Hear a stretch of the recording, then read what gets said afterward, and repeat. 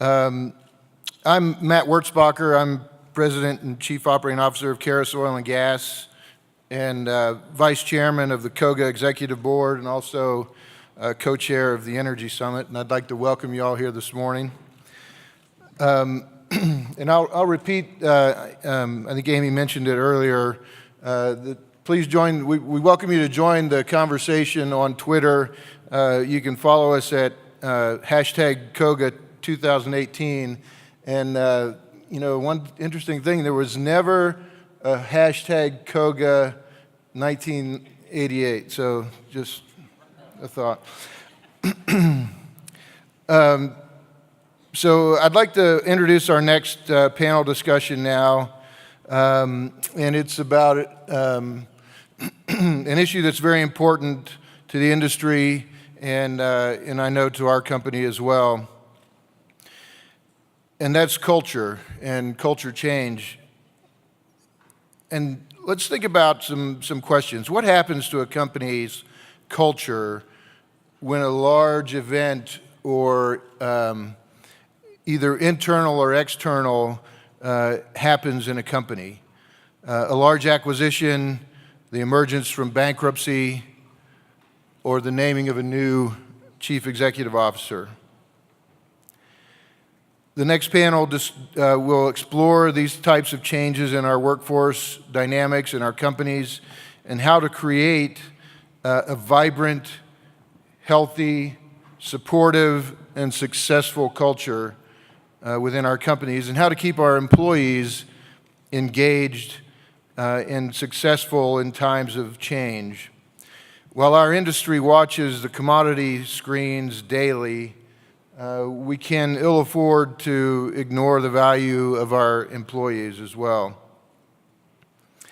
The moderator for the panel discussion today is an expert in these areas. Elizabeth Coppinger is the Director of Delivery and Development for Point B Consulting. They provide transformative business solutions to the energy sector as well as the broader business community. With over 20 years experience in the Denver market, Elizabeth has grown Point B's energy services into a thriving practice that supports oil and gas, utilities, natural resources, and renewable energy companies. In addition to offering executive coaching, leadership development, and strategic facilitation services, Elizabeth identifies and leads initiatives at Point B that enable high-quality client delivery and people development. Originally from Ohio, she received a Bachelor of Science degree in civil engineering from Case Western Reserve University. Please join me in welcoming Elizabeth and the panel to the Energy Summit stage.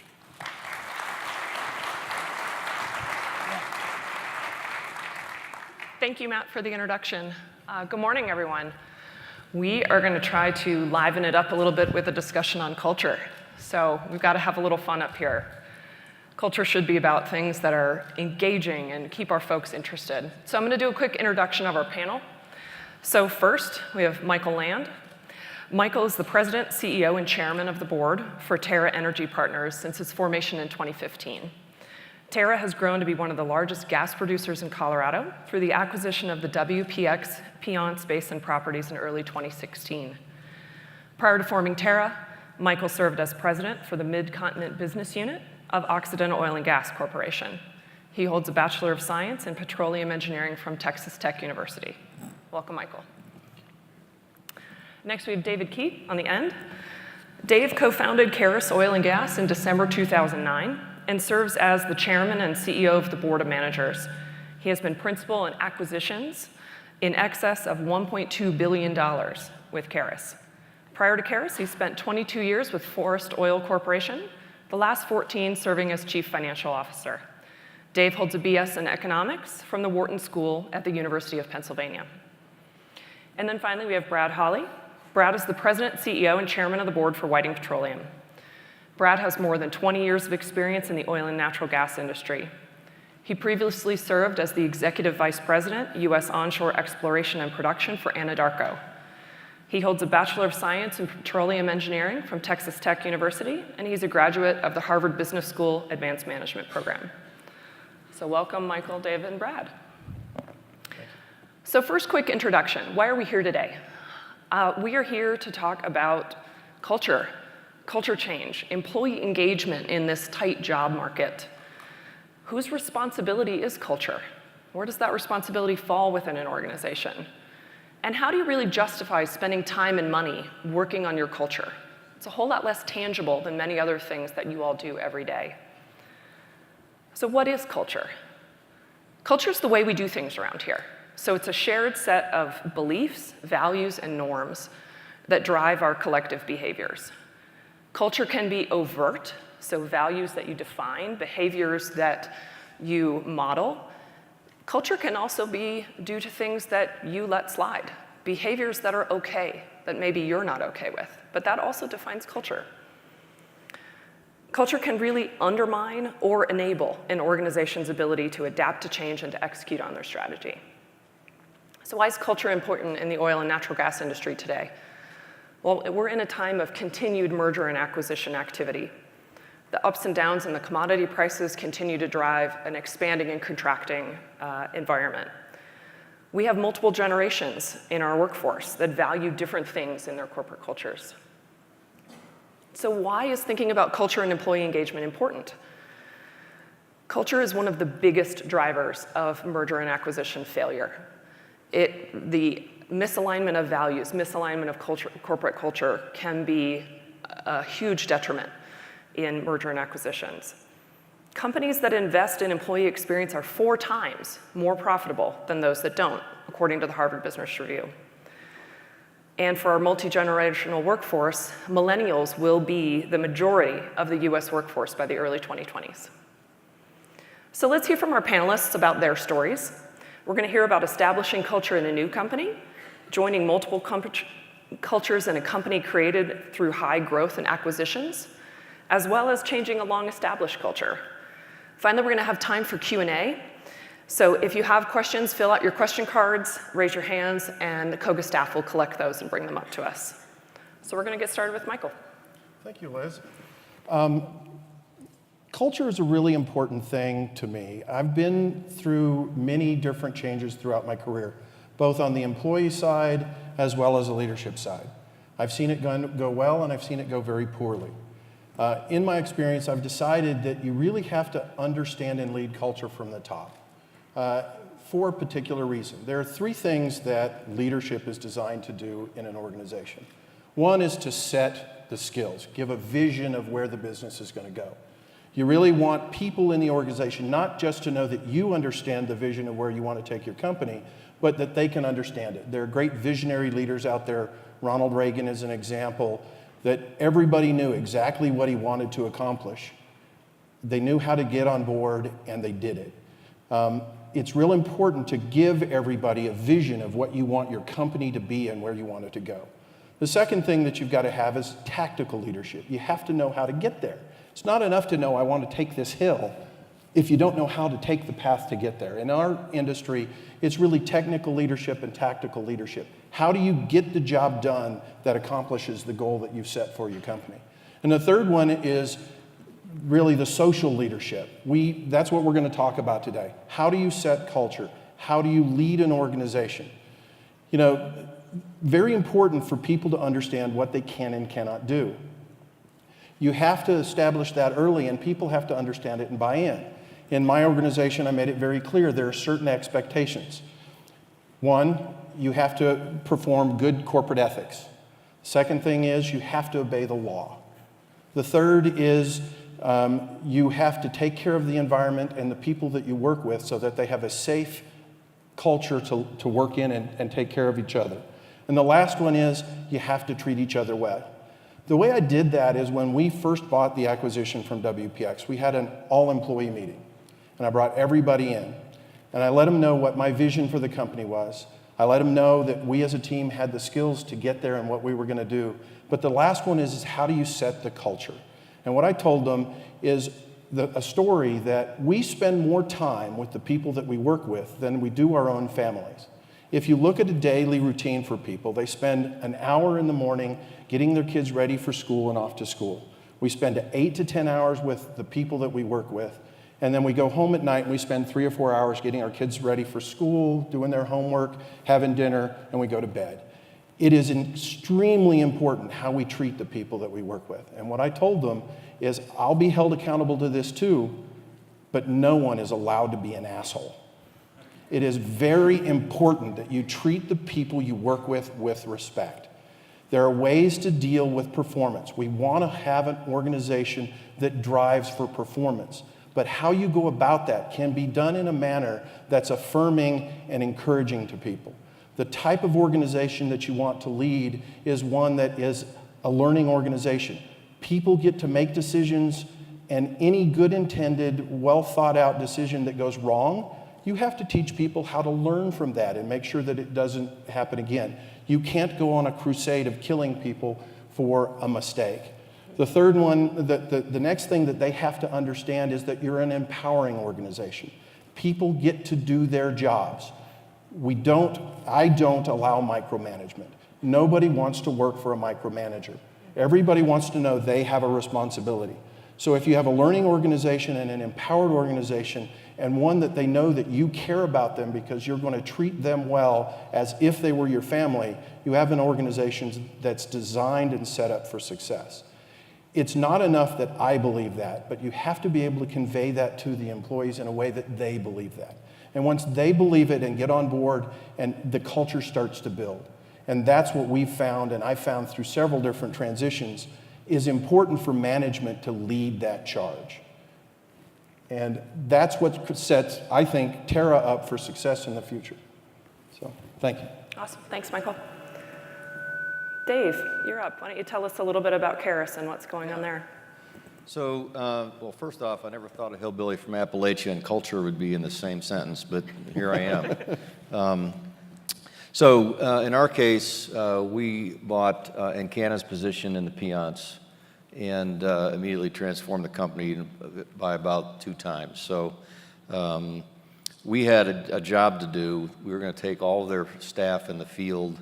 We were going to take no people in headquarters.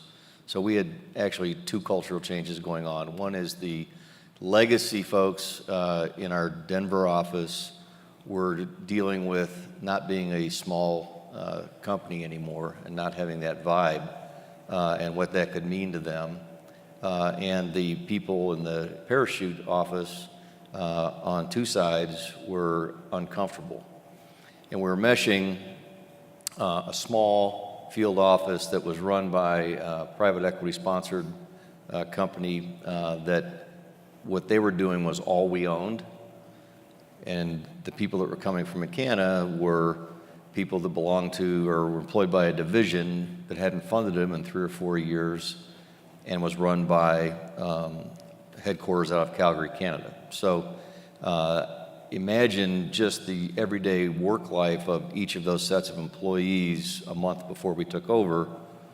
One set already had their culture set. They were maintaining a property.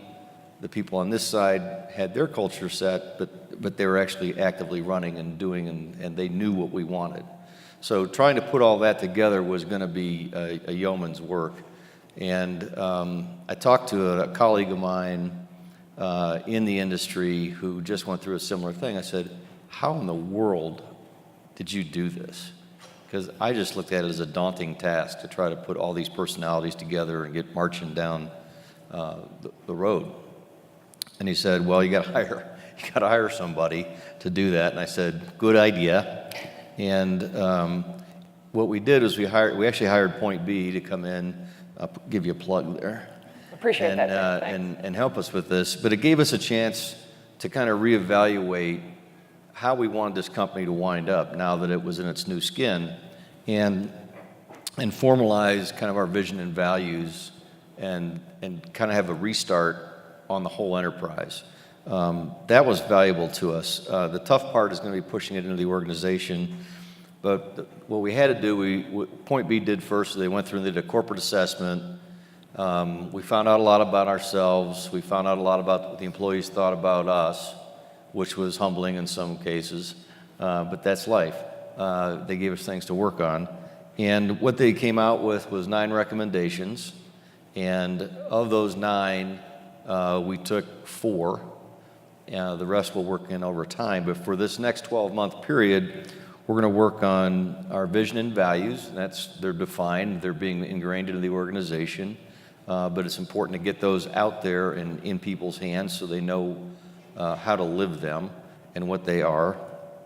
A people management module was also implemented so that we can have a standardization of how we're going to manage our people, develop our people, document the development of those people, et cetera. How often to have one-on-ones with them, how often to evaluate them, what to do in the case of evaluating performance failures or positive moves in performance. So we wanted to make sure that was all synchronized across the company. We thought that was very important in developing our people.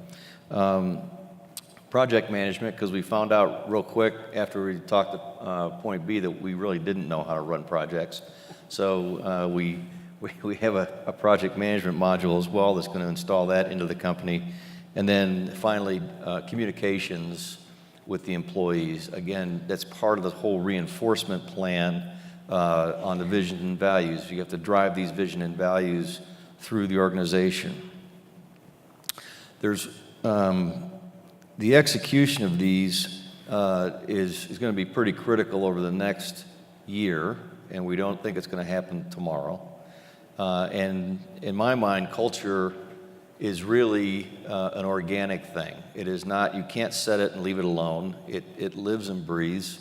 It moves every day, and you have to somehow get sideboards on that effort of culture to shift. And some shifts are good, some shifts aren't. But it's important to keep a finger on the pulse because it is a living, breathing thing that changes and can change every day. And I think it's important to grasp it. If you're trying, particularly in our case, when we were moving into a larger organization that was going to be much more decentralized, it was important that we gave all of the managers that we were empowering kind of the rules to live by with the entire employee base. So that's the goal. That's what we think we did. And we'll check back in a year and see if we did it. Okay. All right. Thanks, Dave. We're going to hear from Brad next, but first, Whiting has a quick video that they want to share with us around some of the culture that's going on there.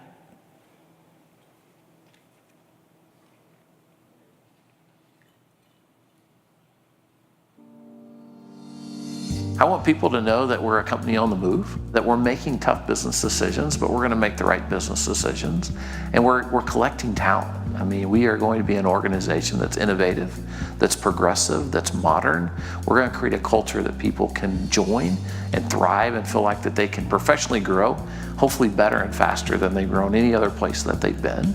This is an extremely exciting time. What we get to be a part of right now is pretty much unheard of in the oil industry. We are modernizing a company as it's running, and through increased communications and enhanced community relations, we're getting to build the company that we want to be a part of. Here at Whiting, we're not a top-down organization, so we're not dictating how people in the field are going to complete the wells. We have an interactive process. We have some of the best geotechnical people in the world back here at headquarters who are analyzing rock samples. They're talking to the engineers in the field, and they're coming up with the best customized solution for every drilling unit. So the Whiting today that people are very excited about is that there's a vision, there's a future, there's things that people can get engaged with and be a part of the process. And part of that is creating that culture of safety, and not just safety, but the EH&S tenets all around. At Whiting, we're using communication as a tool to try to improve how we're functioning as a business. There's no such thing as over-communicating right now. We're trying every approach we can to get as much information into the hands of our employees so they can make better decisions for the company. And so what I want to run is not a company that's run by one CEO, but I want to run a company that's collectively the ideas, the thoughts, the process of 800 highly trained, energized, energetic people that bring their best to the table every day. So I think if we take care of the people are going to take care of the business, and it's going to drive Whiting to be a great company.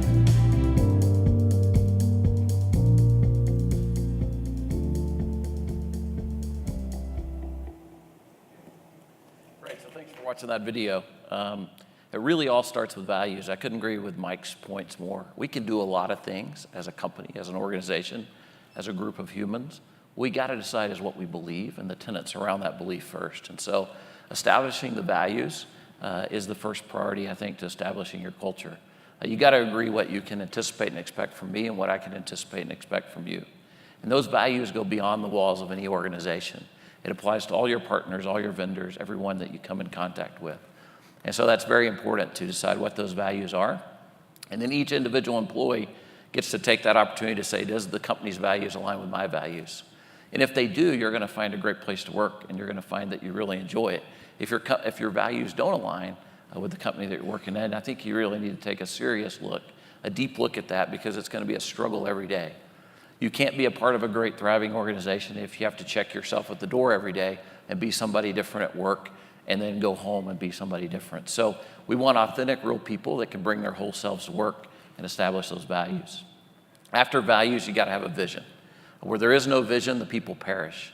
You cannot allow your organization to run around for months or years not exactly knowing what they're doing or what they're charged with. And so you've got to set that strategy. You got to over-communicate that strategy. You got to talk about strategy every time that you get a chance. You'll get blue in the face of hearing yourself talk about strategy, but people, it clicks in people, and sometimes it clicks the 4th time, the 8th time, the 17th time, but eventually that strategy clicks with your employees, and that momentum starts to build. So set your values, then set your vision. After that, the table is set to really develop a great culture. And all 3 of the items that I think develop a great culture have been mentioned, but I'll mention them again. It's really empowerment. I think it starts with empowerment. People in your organization have to be empowered. They don't want to be micromanaged. They don't want to be told what to do. They want to be empowered to do their jobs, and we've got to do that. And that's where organizations get real exciting and fun, because people bring different experiences, different ideas, different thoughts, and that diversity really drives a great culture. And so empowerment is usually important.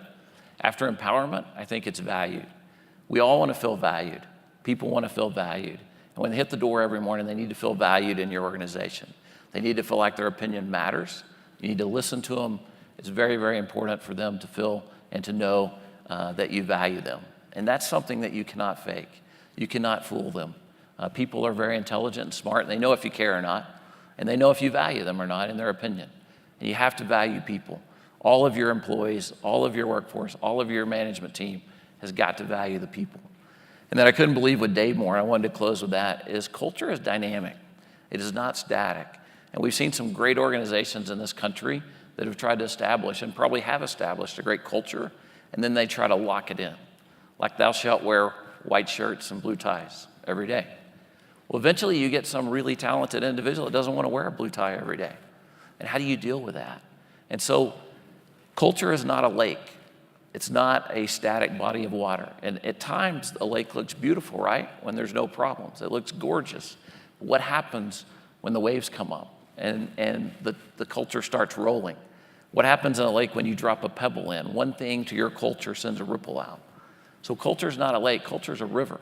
It's dynamic, it moves. You gotta let it ebb and flow, and you gotta realize that it's gonna change over time, and you've gotta change with it. If you want a culture that survives, it's gotta be dynamic, and it's gotta change to changing business conditions, to changing market factors, and really to changing of generations as they come up.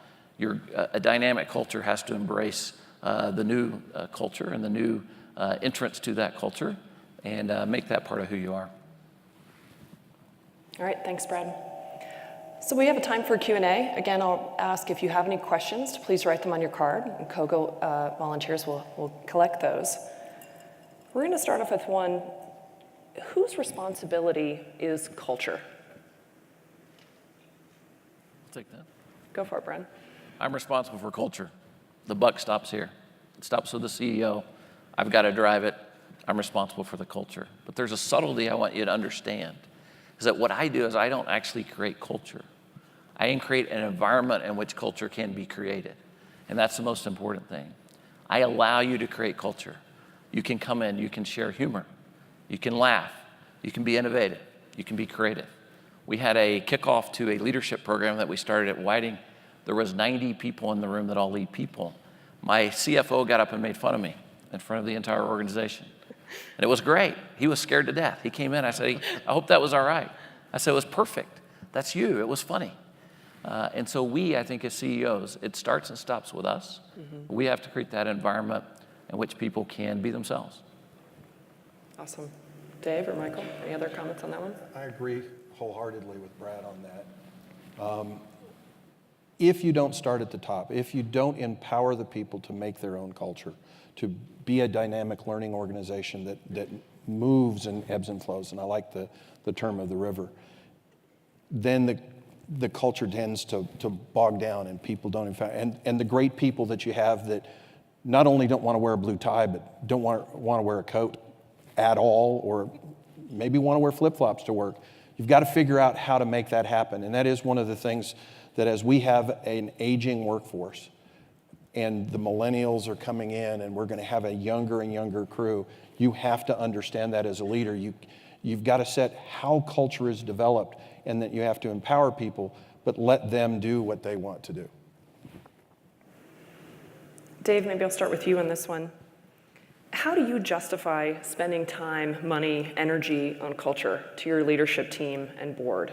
Because it can be a whole lot less tangible than plenty of other things that we all spend our time and money on.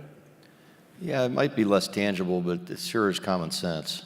I think that, if you can get people aligned and you can get them working by a set of rules, if you will, I don't want to say rules, but a set of guidelines that get them towards the vision, the job of every manager in the whole company is going to be a lot easier. If nobody's fighting you on what they're actually supposed to be doing, and so it's all positive, that's great. As to the board side, and so that's just money sitting around in terms of efficiency in my mind. Getting an organization aligned is just another form of efficiency. In terms of the board, in our case, the board is highly supportive of what we're doing because they've seen value created by having a simple line of vision into what we're trying to achieve and over a certain time period. They also have gone further and said, we want all of that vision and values to be further defined in the KPIs for the enterprise to mimic those visions and values, and we want those KPIs to drive all of the reporting into the board from you. So hopefully when we get done with this, we're going to have an entire organization all the way up through the board that has bought into the vision, bought into the values, and we're reporting on those vision and values as important to them as earnings. I mean, that's how deeply we are caring about this, and we are going to be held accountable for getting these vision and values incorporated in the company. And I'm not sure about every private equity sponsor or private equity group and their sponsored companies, but to me, that was a unique thing for my guys, my investors, to come on board with. And I think that hopefully we can get there all the way through the organization. Brad or Michael, any other perspective on how you guys have justified that? I'll be brief, but in my 10 months at Whiting, I have only delivered the board one book to read, and it's called Values We Build. And I truly believe with everything in my being that a better culture will drive better business results at the bottom line. And the book goes through JetBlue, and it goes through Southwest Airlines, it goes through Ritz-Carlton, it goes through Starbucks, Chick-fil-A.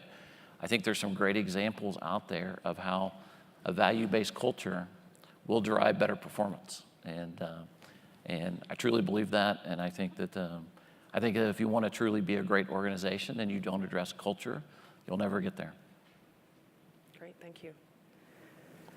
So Michael, let's start with you on this one. How do you drive culture into your hiring process? What does that look like for you? Well, it is very important to do that. You've got to have people that can embrace the kind of culture that we're starting. It's not only hiring, but it's turnover. You know, if you're going to tell people that they can't be an asshole, and then you let them be an asshole, then you're not empowering that culture. And there is a cost to having culture in that you have to enforce those boundaries. I've had to let somebody go because they couldn't treat their people well. And everybody that gets hired into the office, I sit down with and talk to them about what do they want? What do they see culture? How does that mesh with what we're doing? Where are the disconnects? And can they make adjustments, or do we need to make adjustments? And so culture is part of the hiring process in the interview process. So Brad, I have a question for you. So many in the audience are familiar with Whiting and with its perceived culture through the years. So help us understand what's really happening there that's different than in the past. What have you been working on the last few months? You know, when I got to Whiting, I found a group of extraordinary people and really just took the lid off and allowed them the freedom to speak up, to share what they wanted to. There's a lot of command and control type structures out there, and people get trained to do what they're told to do. And after a while, you can actually get comfortable with that, and you don't necessarily have to think a lot. And that's no longer. So the real thing is you're going to think, you're going to be an active part of the organization. The job before us is a daunting task. To operate an oil and gas field in this day and age is a challenge. It's a challenge every day. And you're going to have to bring your collective strengths to the organization. So there's no hiding. There's no sitting behind people and waiting to be told what to do. It's a size of organization, I think, where my goal is we got 300 people in the office in Denver, and I'm on a charge to know every one of them and to sit in each one of their offices and get to know them, as Michael talked about, and bring themselves to the office. And so it really is an opening of that. I think Ashley described it while on the video. While in flight, we're changing this thing, and we're keeping it airborne at the same time that we're totally remodeling and revamping the thing.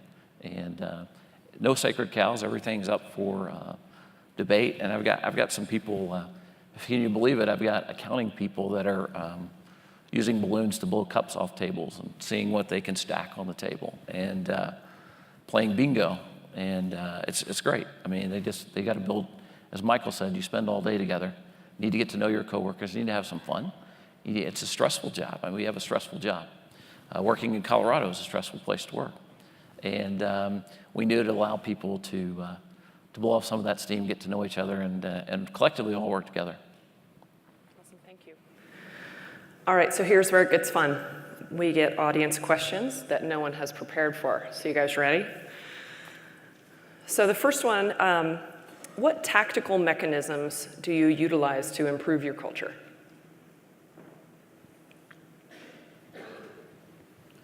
I think it's communication.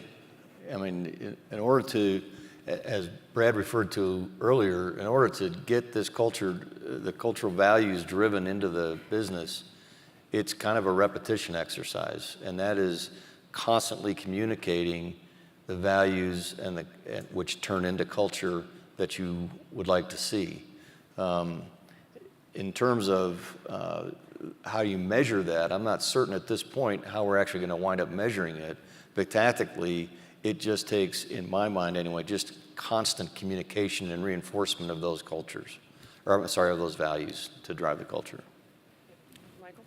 Yeah, when you talk about tactical measures, you really talk about what are the strategies. And in our organization, the strategy about culture is more about listening than talking. You've got to hear the people. You've got to hear what it is they want, and then figure out as a leader how to incorporate that in an empowering and reinforcing manner, so that the people understand that they are being heard, not just talked to. Awesome, thank you. All right, so this next one will be fun. It starts off with nobody's perfect. So let's get that out there. How do you respond and communicate with your employees when your behavior is inconsistent with your company's values, particularly if an employee calls you out? I think that was probably aimed at me. And part of that is and Brad talked about it, is having a little bit of humor. You know, if I'm not willing to look at myself, in a critical way, then how can I hold anybody else accountable? It's an unfortunate situation when you tell somebody, these are the 5 things you're not allowed to do or you have to do, and they fail. Someone has to become an example. And unfortunately, I've had a situation in which somebody was an example, and I tried to handle it first in a coaching manner. You're doing this and it's not working. If this happens again, I want you to come talk to me and we'll talk through it and we'll put a plan together and then roll it out. And if it still doesn't work, and in this example, I walked down after giving a guy some coaching and some opportunities and some different stuff, and I hear him yelling at his people. It's a skill redeployment opportunity. And I'm sorry, your skills are great, but they don't belong here. And they got to go somewhere else. And if it happens with me, I think that I would do my best to try to make some changes, but you have to be willing to look at yourself as critically as you do anybody else. Anybody else want to tackle that one? I think Mike said it perfectly. All right, we'll go to a little more tactical one. How do you measure culture change? Are there metrics to measure if a specific culture change works or not? So I think the two of you are both going through some culture change right now. What are things that you're looking at there? I'll go. I think Mike nailed it. I think you listen. I mean, people will really tell you. If you create that culture that's open, that you want to hear it, people will tell you. And you listen. And then you've got this crisis of belief at that point. Are you actually going to do something with it, or are you not? Are you going to believe your people, or you're not? And I think the quickest thing to destroy culture is when you decide that you're going to go against your people, that you're smarter than them, or you know more than them, or you got to really listen. And you got to be willing to change yourself. And I think that's a really important lesson you learn over time. But I think you feel it. I think there's a momentum to culture. And I think you feel whether it's moving in your direction or not. And when it's not, it's time to take action immediately that day. Shut it down, call your senior leaders in, talk about why you feel like the culture's going against you. And then when it rolls in your favor, what's so great about that is people are so creative and dynamic and innovative, they make it far better than you ever could on your own. And that's what's fun about that. And when it spins back to you, the flywheel's spinning faster than when you started it. And so I think it moves. I think it moves in one direction or another most of the time. And you got to react to that. Dave, anything you want to add? Yeah, I think in terms of just metrics to use, you know, in our case, we did a baseline assessment survey of all the employees, and we intend to do that again.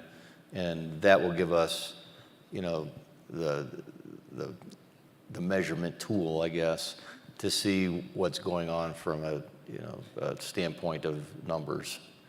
But I think I agree with these guys in that you'll feel it moving.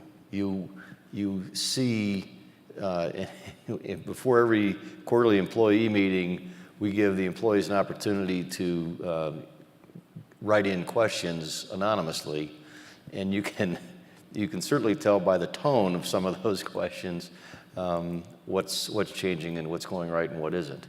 And so I think that gives us an opportunity as well. But definitely hearing, getting feedback from your organization on how you're doing is probably the most effective measure. Awesome, thank you. All right, we have one more written in so far. What do you do as a manager or leader when several owners or executive officers disagree about the culture and vision of the company? Well, for me, that was a little easy since I hired them all.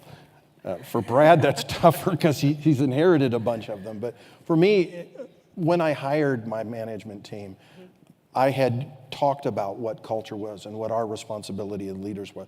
So I haven't had to deal with that. So that's an easy question for me, since I'd be to blame if they weren't on board. But I think Brad's the one that would be he's walked into the toughest situation. Look, you inherit an organization. I think you walk in, you don't make immediate change. You listen, you have patience, you teach, you teach, you teach. You see, you give people time to get on board. And it's fascinating to see. Some people get on board, very, very quickly. Some people, movable middle, come along. Some people continue to resist. And there comes a point in time, honestly, as a CEO, where you got to take action. And you got to bring new blood in. You got to bring new people in. And so I've been working through that process. direct report, senior management, or in all those phases. I got people in all three of those categories. And it's just, I think it's a process. I think you got to give people time. You got to give people an opportunity. It may be so different from their past culture. It may not be that they're not on board. It's just different than they've worked for the last 15 years. But at some point, you spend a lot of one-on-one time coaching. At some point, they really see what you're going to do and what you're going to accomplish. In my case, they see how much work it's going to be. It is not a country club. Being a part of the senior management team is not a country club environment. It's a blue collar. We got to get to work. We got a ton of stuff to do here. Yeah. And the people that want to go to work and want to develop and want to improve can be a part of that. And so it's a personal decision by all of them. You got to help them as the CEO to make that decision.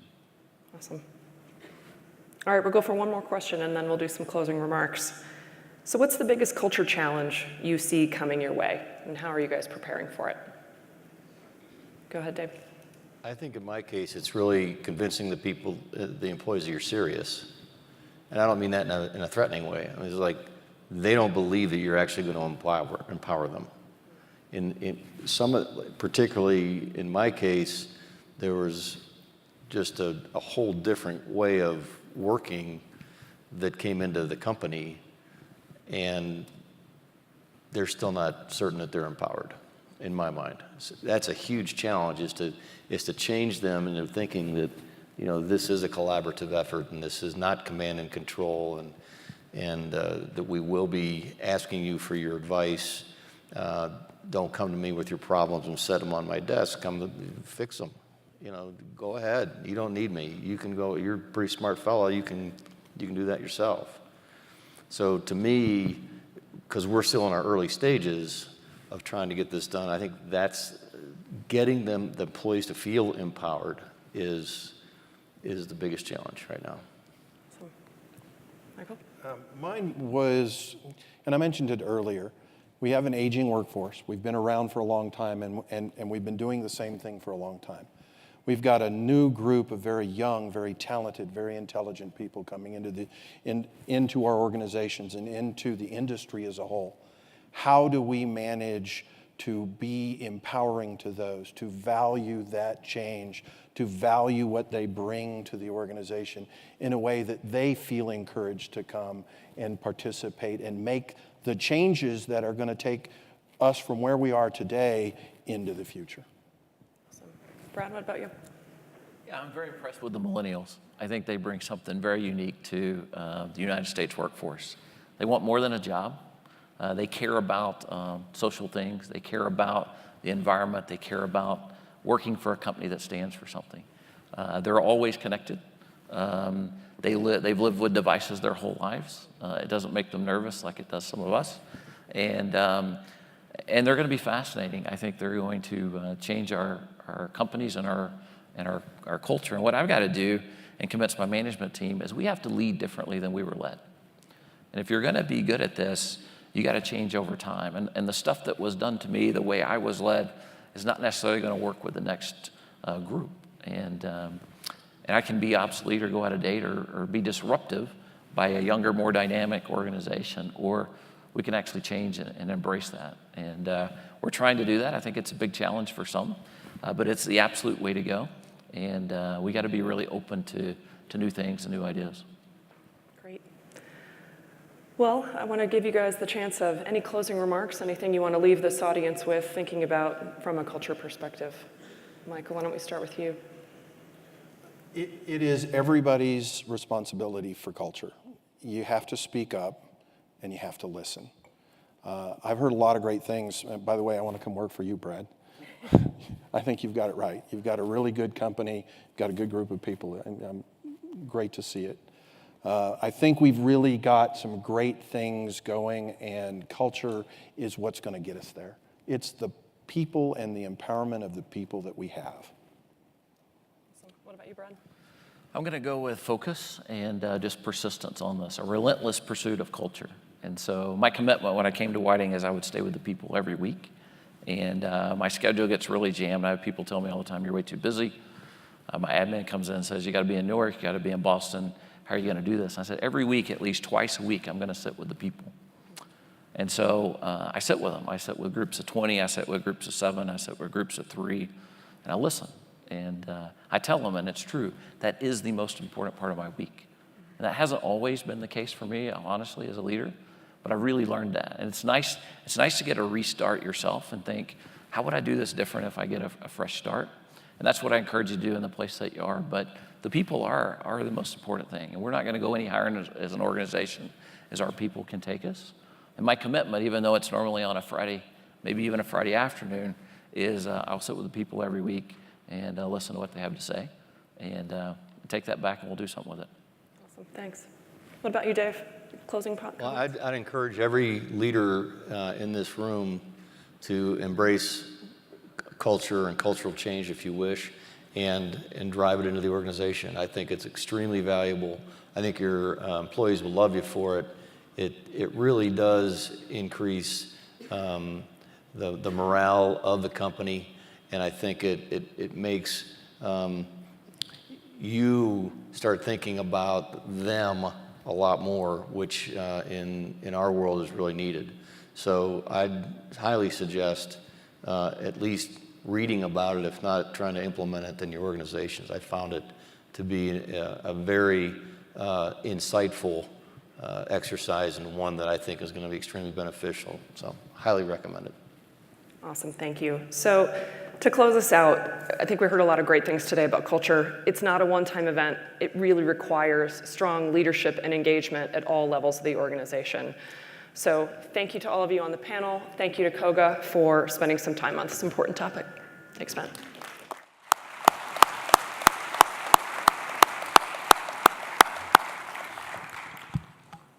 Thank you, Brad, Dave, Michael, and Liz for a great conversation. I'll remind you again about the Twitter handle. It's hashtag Koga 2018 if you'd like to join the conversation and see what people are saying. Some of the speakers from this morning will be available for speaker meet and greet at the Koga booth following this session. Right now at 10:45, Crystal Heater and Liz Coppinger will be available, and then at 11:15, Amy Harder will be available there. The exhibit hall this year is featuring outstanding breakout sessions from our exhibitors and other technical experts. During the break, we will be having a break for about an hour between now and lunch. During this break would be a great time to visit those, and we will be hosting the Colorado State Legislator Q&A Forum in the exhibit hall, in the expo hall right now, in just a few minutes. Also, backed by popular demand, we will also have a coffee cart serving up specialty drinks in the expo hall from 11 to 3 today, thanks to our sponsor, Point B. And we look forward to you joining us for our opening keynote luncheon featuring best-selling author Robert Bryce, as well as Colorado Governor John Hickenlooper, and our Emerging Leader and Industry Advocate of the Year Awards presentation. And that will all begin in this room at 11:45. So check your badge. If you're already registered, you'll have a luncheon ticket there. If you don't have one there, you'll need to purchase one out front of the registration booth. So right now, we're going to exit this room so the staff can turn it for lunch, and we'll see you back here at 11:45 for the luncheon. Thank you very much.